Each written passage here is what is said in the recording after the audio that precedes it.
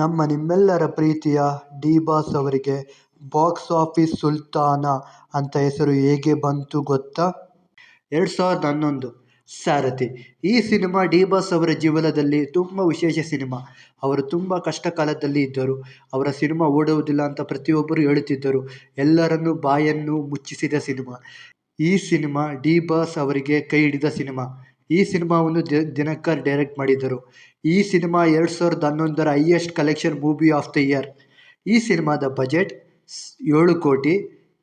ಈ cinema collection ಮಾಡಿದ್ದು 15 ಕೋಟಿ. ಈ ಸಿನಿಮಾದ ಎಲ್ಲ ಹಾಡುಗಳು ಸೂಪರ್ ಹಿಟ್. 2012 ಕ್ರಾಂತಿವೀರ ಸಂಗೊಳ್ಳಿ ರಾಯಣ್ಣ. ಆಗಷ್ಟೇ ಸಾರಥಿ ದೊಡ್ಡ ಮಟ್ಟದಲ್ಲಿ ಹಿಟ್ಟಾಗಿತ್ತು. ಫ್ಯಾಮಿಲಿ ಆಡಿಯನ್ಸ್ಗೆ ತುಂಬ ಇಷ್ಟವಾಗಿತ್ತು.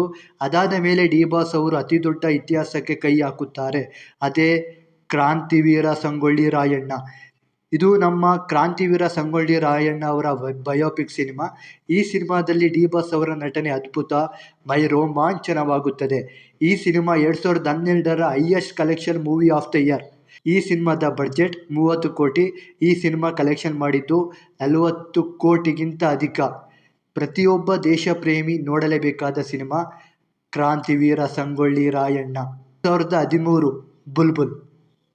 ಹಿಂದಿನ ವರ್ಷದ 2 ಸಿನಿಮಾಗಳು ಬ್ಲಾಕ್ ಬಸ್ಟರ್ ಆಗಿದ್ದವು. ಅದಾದ ಮೇಲೆ ಬುಲ್ಬುಲ್ ಬಂತು.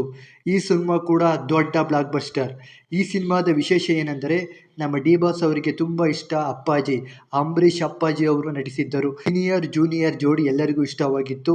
ಇದರಲ್ಲಿ ರಚಿತಾ ರಾಮ್ ಅವರಿಗೆ ಎಲ್ಲರ ಮೆಚ್ಚುಗೆಯ ಪಾತ್ರ ಸಿಕ್ಕಿತು. ಅದಾದ ಮೇಲೆ ರಚಿತಾ ರಾಮ್ ಅವರು ಕನ್ನಡ ಚಿತ್ರರಂಗದಲ್ಲೂ ಡಿಂಪಲ್ ಕ್ವೀನ್ ಆದರು.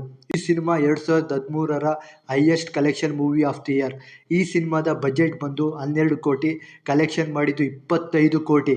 ಕನ್ನಡ ಚಿತ್ರರಂಗ ಇತಿಹಾಸದಲ್ಲೇ back to back blockbuster cinema ಕೊಡೋದಲ್ಲದೆ 3 ಸಿನಿಮಾ ಕೂಡ 100 ದಿನಗಳ ಕಾಲ ಹೆಚ್ಚು ದಿನ ಚಿತ್ರಮಂದಿರದಲ್ಲೇ ಓಡಿತು. ಇದೇ ಕಾರಣಕ್ಕೆ ಡಿ ಬಾಸ್ ಅವರಿಗೆ ಬಾಕ್ಸ್ ಆಫೀಸ್ ಸುಲ್ತಾನ್ ಅಂತ ಬಿರುದು ಬಂದಿತು. ಡಿ ಬಾಸ್ ಅಂದರೆ ಸಾಕು ಥಿಯೇಟರ್ ಫುಲ್ ಆಗುತ್ತೆ.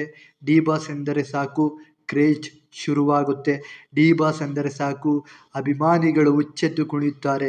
ಆದಷ್ಟು ಬೇಗ ಡಿ ಬಾಸ್ ಅವರಿಗೆ ಒಳ್ಳೆ ದಿನಗಳು ಬರಲಿ. ಅವರ ಸಿನಿಮಾಗಳು ರಿಲೀಸ್ ಆಗಲಿ. ಅಭಿಮಾನಿಗಳು ಖುಷಿ ಪಡಲಿ. ನೀವೇನಾದರೂ ಡಿ ಬಾಸ್ ಅವರ ಅಭಿಮಾನಿಯಾಗಿದ್ದರೆ ಜೈ ಡಿ ಬಾಸ್ ಎಂದು ಕಮೆಂಟ್ ಮಾಡಿ. ಮತ್ತೆ ಸಿಗೋಣ.